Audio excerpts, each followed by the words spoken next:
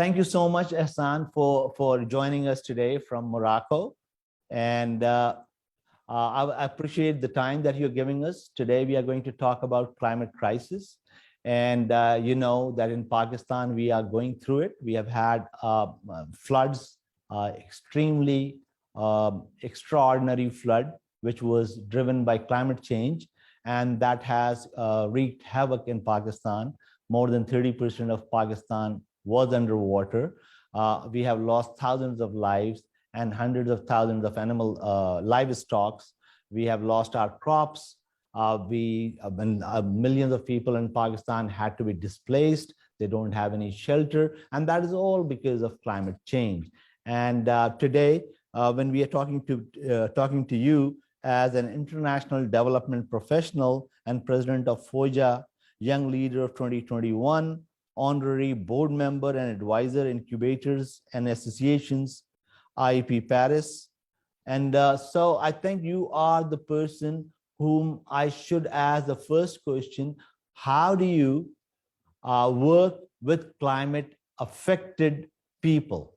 What are the development plans, or what are the ways to help them out? Thank you for the invitation, first of all. And I'm happy to be here today with you because we're talking about a very important subject and people also dear to me. Just for information, I used to live in the frontier with Pakistan in Jaisalmer when I started my career in India in the development field. So I got really close to people, youth people in general, when we wanted to help them get into the tourism sector. So I mean, I've been there, and I was deeply touched by these people, and I'm really sad to hear how they're suffering right now. And so as a development professional, what we are fighting for in our career, but in our departments, with our colleagues and different stakeholders, is how to support the most vulnerable populations and cope with their environments. And their environment includes how they are affected by change in climate change, specifically now during this difficult crisis period. And so one of the international core schemes, and you have to take into consideration the SDGs and how these development rules apply and can help prevent, but also cope with the situation once it is we are faced with it.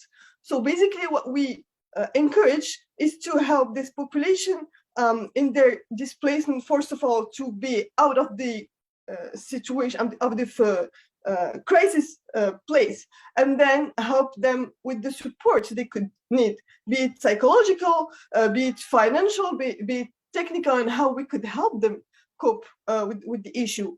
And but that is when the situation is arising. But we have to also understand that there are so many actions that are being done ahead to plan and make sure that we can avoid them to the maximum. And you've been all hearing what's COP 20 has been doing in Egypt right now, and what are the actions that are being taken in place so that we could help specifically first plan ahead and second cope with the situation.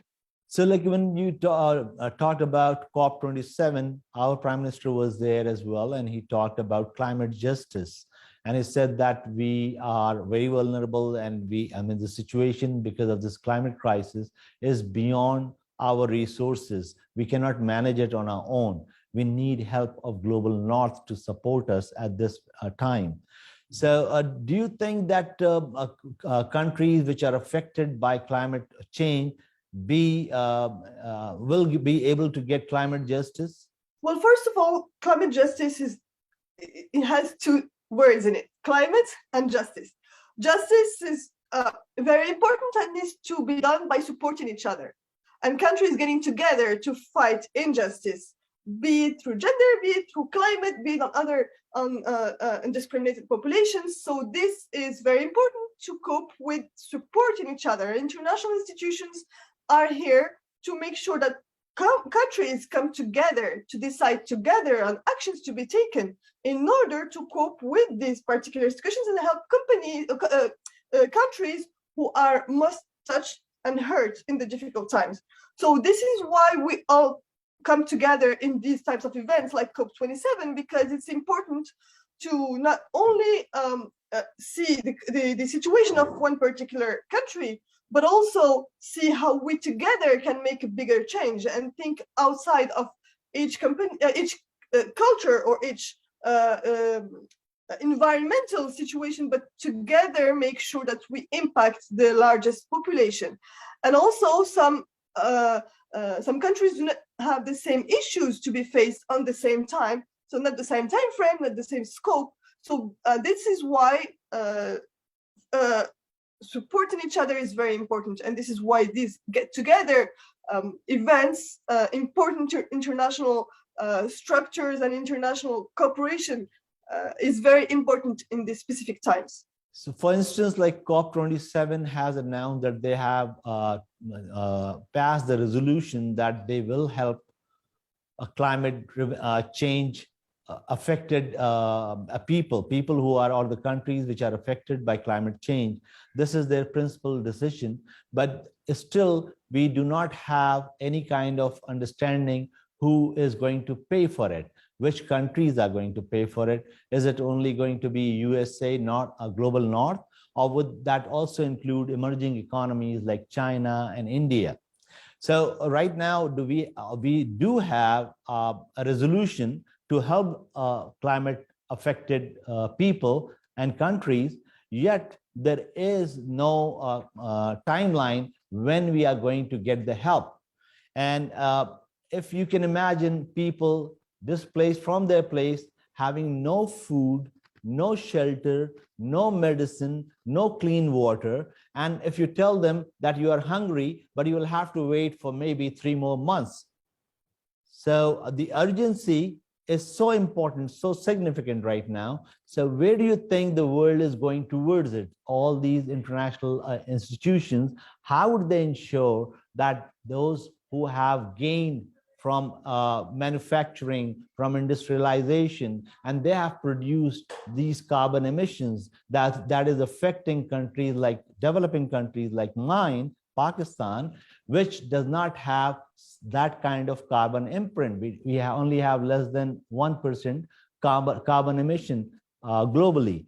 And there is no way we can reduce it further. In fact, if we have to grow, we will be adding our imprint, we'll be increasing our carbon emission. So in that scenario, where do you think the help will come from for Pakistani people or for Nigerian people? Both these countries are badly affected by climate-driven floods this time, which, we also had floods earlier, but they were not climate-driven.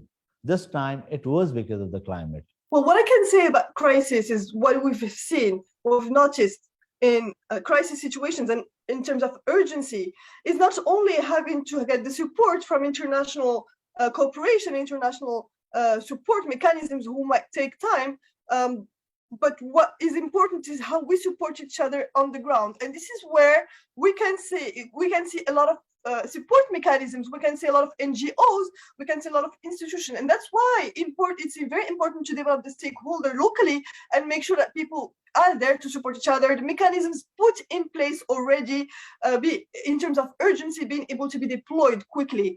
And we know what very important is how people are human to each other and how humanity and values are very important to each other, especially in times of urgency and crisis. So this is how people get together, welcome people in their home, even if they never knew them, but because they're here to support them. And this is how NGOs come and bring water, food to displaced people and bring clothes. And I think the community initiatives are very important. And international institutions in general try to support them ahead of time to make sure that in times of crisis, it's very important to implement quickly and urgently rather than the longer processes put in place to get the international support that's much needed, but might take longer. And international community, even if they try to help, this calamity is so immense, its impacts are so immense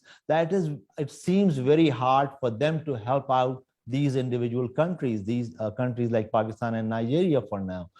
I mean, I was talking to people who are affected by this climate change today, and they told me that they had super flood 5 years ago, and they had another super flood 5 years before that. So this is the third flood, and this is going to increase. So once it increases and many countries go through these crises, would international community, even if they desire to help them, would they be able to help them? Well, basically, what's very important to note is that these processes to implement strategies internationally are long. This is why regularly every year we have these COP events, a lot of specific events on how to cope with energy crisis, how to cope with the environmental crisis, climate crisis in general, and this is very important because it sets the steps and how you can plan ahead, because this is not something you can do from one night to the other. So basically planning and projecting and helping communities on the ground, and developing programs dedicated to specific issues, help in general. So this is why it's a continuous effort to be made by international institutions and community in general, to make sure that whenever it is needed, processes are put in place to help cope with the urgency. So countries like Pakistan, I mean, if the prime minister and the government is saying they don't have resources to manage it, and they had this kind of flood, I mean, a super flood in 2010 as well, and UN Secretary General said that it is a historic flood in Pakistan, and it would take very long time, maybe decades, for Pakistani people to overcome that. And within 12 years, we have this flood, which is bigger than the last one. So if that is the case, if the governments don't have the resources, and if these kind of floods keep coming, how would the government manage it? How would even NGOs manage it when there are millions of people who are displaced? It's not like 1,000 people, 100,000 people that I open my door for them. It is like I'm in a huge number of people that I don't even have that big a home to give them shelter in. So it is pretty chaotic. How, as an international development professional, how do you plan for such chaos on a greater scale? It is only 2 countries this year. It may increase to many countries next year. And we have had this flood 5 years, and then another one, another 5 years, and this one. So how do we plan? We don't have any options here, neither for the NGOs, nor for the government, and even for the international community. How would they be able to support? Where would they raise the fund from? Well, basically, what we international institutions have been fighting for with the SDGs, you can notice that we have been embarking with us the private sector, and this is very important. It's paramount, because you make sure that not only governments try to deploy these sustainability goals, but also do it together with the private sector, meaning that this private sector implementing within their company these processes, but also making sure that they are here to support their environment and how they impact their environment, and also how they could also support, financially speaking, their environment in the countries where they operate. And you have a lot of international companies who have signed to these SDGs and to being engaged for these sustainable development goals, and to be able to act on the ground and help financially. So it's very important that you know that, because this is the trend forward. This is why it's important to get together, and this is why these sustainable development goals, SDGs, are built with the private sector going forward, because it's an effort that's to be made together. So when we talk about sustainable development goals, United Nations, we see that climate change is one of them, but then there are other 16 goals which relate to no hunger, no poverty, education, health, gender equality, to name some. Do you think they are interrelated and interdependent, or we can work and specifically on one climate crisis thing and leave out the other? Is that an approach we can take up? Well, there is a matrix that shows how you can work on these SDGs, and developing or impacting one can be, in fact, implementing and helping on so many others of the 17 development goals. So basically, when you try, and I mean, either communities or companies on the ground do develop and implement certain issues, for instance, on the climate change you're talking about, or in their environment and how they support their environment, or the gender you mentioned, when you touch base on one and you try to implement some of the KPIs, the key indicators that you're trying to reach with the progress on, you basically touch point on so many others, and you see the matrix like going straight to the others and showing how you actually implementing this one and this SDG and the other SDG. And this is how you try to make things better on different grounds, because one can be impacting so many others. So definitely encouraging the private sector and all the local communities helping and trying to solve some of the issues, because one is interconnected with the other.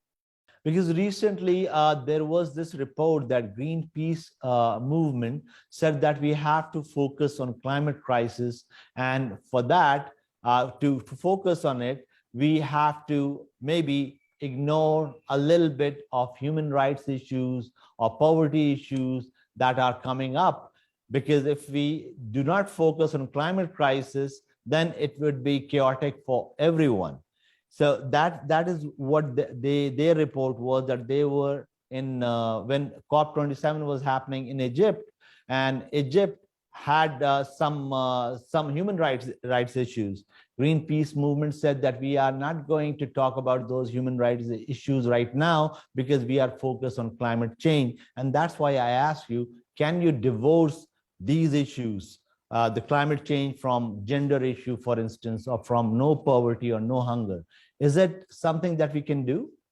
Or I'm convinced that there are so many levels of influence and so many timelines that you can work on different aspects, different regions of the world in different ways. And as I say, one can be impacting the other. So I'm not saying it's important to exclude some and just focus on certain others. I'm saying that it's important to act on different grounds and different levels and different regions and different stakeholders, and each one feeds in the other. And so joining forces, working on each separately might as well impact others positively. So it's very important to keep focus on whatever we can do to enhance this situation, either on the hunger or the climate change or the gender perspective, but one feeds in the other. And anyways, we are here to work together. So myself, I'm not supposed to and be able to do impacts on every ground, but together we make larger and more impactful change. okay, you are a young leader. You I mean, you are working on international development, and you are also a president of FOEJA, which is a non-for-profit organization. And how do you see gender issue played out during the crisis? For instance, when in Pakistan we see that women have some special challenges that they confront during this crisis. For example, women did not have washrooms or toilets when they were displaced from their place. Men can go outside, but women had issues. Then there were pregnant women. They had their own medical conditions. So they face different kind of situation in crisis too. So if you could talk a little bit about how gender is affected by climate change. Well, actually, one thing we've noticed is that during the crisis, women are much more impacted and vulnerable than men. And so it's very important to note, because we have a step backward when you have a crisis. We could see that with COVID, we could see with all the crisis we could face, either the floods or the disasters that we can see in Africa. And in general, when there is a crisis, women are much more affected. And this is why we need to give them much more attention into supporting them with different processes in going towards them, because we have to make much more effort to go towards women. in general, they wouldn't take that much initiative, but they don't have that much facility to go and take action. So the international community needs to make an extra effort towards those women. And we can see a lot of efforts being made lately. And in general, in different countries, in different contexts, being in the business side, being in the development and the economic and social side. So what I can say is that there are ways we act specifically on certain areas where the more vulnerable women are, and you can help them get the knowledge they need, but get the contacts they need, get the support they need in general, whatever the situation is, to help them cope with the situation. And in order to do so, we have the international community and the local community where they can get much closer to those women who will not get and reach out. So this is why I say international community is helping locally, but you have to get touch point with the local community, the neighborhood, even in the associations that are there, that they know them, they talk to them, because they need emotional support as well. They need to be understood. They need to be not ashamed of their situation. Sometimes they can't even talk about it because of the shame. And so this is how we get to support. The support mechanism, the local support mechanism, is very important, because you get to talk to people who might understand you because of the language, because of the situation, because of the problem you just faced, and they might understand you better, and open to them and make sure that you can help them and they let you help them. Okay, that brings me to the question of funding. Like, I mean, international community globally, we have been going through a number of crises. COVID-19 that hit us like 2.5 years ago, that created a huge problem for the whole world, not only for the livelihood, but also for the lives. So that was a big problem. And due to that, there is a downturn in global economy, and we would probably be going into global recession. At this time, when we have climate crisis happening in multiple countries, how would we be able to manage it? Do you see hope in future? I definitely see a lot of hope. I see a lot of efforts. Might not be enough, but we keep on working together between international institutions and local communities, between the public and the private. And so a lot of effort is being made, and we can see that might be not enough, and it's never enough, but it's important to stick together, keep confidence in what can come, take action. I'd like to thank you for the event you're hosting, because that's an action that might help people understand some of the issues, get to contact with others. And it's really important, because each action by itself might not be enough to implement whatever change we want, but these added together make much more impact, either on the ground, on regionally, raising awareness. And so it is very key to make sure that the help that is needed is voiced out. Those communities are in contact with whoever can help them on these issues specifically, be it local or international. It's important to voice out the concerns and make sure that they're being heard, but also at the macro level, make sure those institutions are there to implement in the best possible way, collaborating with stakeholders to implement quickly, diligently, and touching the most, having the most impact possible that we're reaching to. So I'm definitely positive. Not sure it's enough. It's never enough, and that's why international institutions, international cooperation mechanisms keep injecting more and more, and making sure to reach out to more, doing collaboration with others. It's because it is important to create connections. It's important to liaise, and between countries, as I said last time when we met, it's from one extreme region to the other extreme region. These people getting to connect with each other, they might get the support. I was telling you last time, I lived in different countries. I talked to different populations, civil societies, and what I can sum up from all these is that the arguments, the issues, the requests, the needs are actually the same. people need to be heard, people need to be supported, people need to be understood and given the chance to go out of their situation that is a handicap for them. And that, first of all, is being listened to, being heard, and being known. And this comes from connecting people. And this is why I'm thanking you as well for organizing this. I'm very happy that you are hopeful about the future. I try to be hopeful too and try to be positive as well, but it is very difficult when you're going through a crisis. And I would like to know, how do you see 10 years from now? What is, I mean, do you see that human activities are the cause of climate crisis? And human activities, if they are refined and reformed, can maybe somehow make this climate crisis bearable or endurable. So it is the human actions. So human actions have caused the crisis, and human actions can overcome it too. So where do you see the world in terms of climate crisis 10 years from now? Well, I think the actions that are being taken, that have been taken and are being taken, are going towards some of the issues we can solve. Others are not enough to be implemented, and can draw countries aside from each other and on their interests, rather on the larger or more scope, a larger scope in general. But I want to say the longer term, and that's important because sometimes we can see that it's an interest in one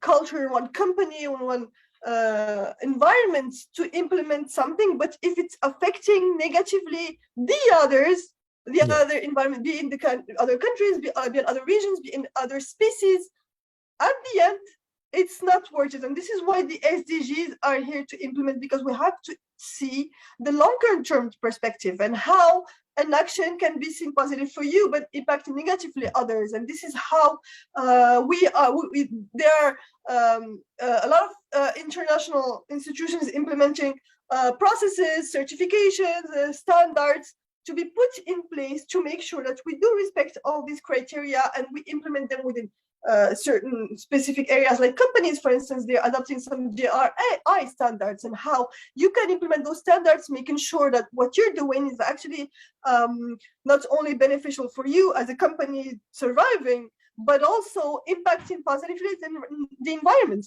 the close environment, the region where you're implementing this, and your business, etc. So it's very important to keep noting that we can't implement those changes if it's set alone and seeing everyone separately the objectives. We have to set together these objectives, and we can see that these international events that we can see both yet, and it's very important to keep pushing the international institutions are pushing towards more general and long-term vision and how those SDGs have been implemented, but also local communities and NGOs are pushing and arguing. You mentioned the Peace Corps, and there are so many others who are here to show how things need to be seen from other perspectives. And the other perspectives is that what we're talking about, is how you can see others' interests when you're thinking about yours. That brings me to the question about Sustainable Development Goals 2030. Do you think we would be able to achieve them by 2030? Well, I can't give my position, because my position won't change anything. What I know is that there's something put in place to have an action plan, and that at the local level, at the macro level, at the international sphere, these actions are trying to be implemented specifically with the specific timelines, and we're hoping that we can reach it to the maximum. And as I said, we cannot plan for the future. What we can do is plan ahead and specifically deploy each step by step to make sure that we're trying to reach out to the maximum those objectives. Thank you so much. I really appreciate you taking time out and talking to us. I hope that the hope that you're sharing is shared by Pakistani people who are affected by this climate crisis too, but it's difficult right now. but with the help of local communities, government, and international communities, maybe we will be able to rehabilitate them, bring them back to their homes, and be able to provide them food and shelter and medicine and education and health facilities. I really appreciate your time.